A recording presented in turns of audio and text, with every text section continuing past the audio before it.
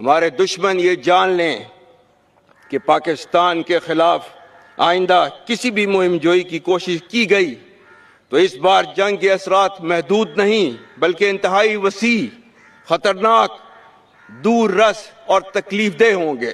جوانوں نے اپنی روایت کے عین مطابق نہ صرف دشمن کی جارحیت کی کوششوں کو ناکام بنایا بلکہ اس کی دفاعی پوزیشنوں کو تباہ کر کے شدید نقصان پہنچایا اور شکست خوردہ دشمن کو سفید جھنڈے لہرانے پر مجبور کر دیا۔ دشمن کی ہرزہ صحرائی سے اس کی بکھلاہٹ واضح تھی۔ ہندوستان کو اس جنگ کے نتیجے میں شدید جانی اور مالی نقصان اٹھانا پڑا، جس کی قیمت وہ آنے والے وقتوں تک چکاتا رہے گا۔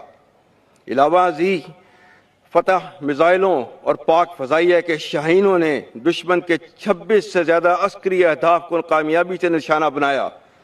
افواج پاکستان کی ان تمام بیان کردہ صلاحیتوں نے یہ ثابت کر دکھایا کہ ہم نے روندا ہے بیابانوں کو، صحراؤں کو۔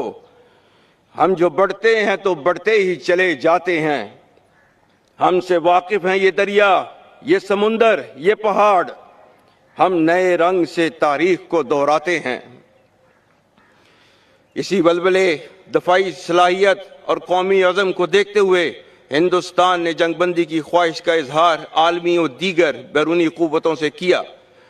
شکست خوردہ ہندوستان نے امریکہ کی سیاسی قیادت کے ذریعے ثالثی کی پیشکش کی، جسے پاکستان نے خطے کے وسیع تر امن کی خاطر قبول کیا۔ معزز حاضرین، الحمدللہ آج پاکستان کا دفاع کسی بھی بیرونی جارحیت کے خلاف مکمل طور پر ناقابل تسخیر ہے۔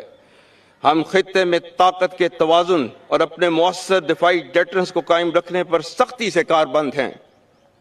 ہماری عسکری حکمت عملی کا محور جارحیت نہیں بلکہ امن کا تحفظ ہے، اور امن قائم رکھنے کے لیے ہمہ وقت جنگ کے لیے تیار رہنا لازم ہے۔ ہمارے دشمن یہ جان لیں کہ پاکستان کے خلاف آئندہ کسی بھی مہم جوئی کی کوشش کی گئی تو اس بار جنگ کے اثرات محدود نہیں بلکہ انتہائی وسیع، خطرناک، دور رس اور تکلیف دہ ہوں گے۔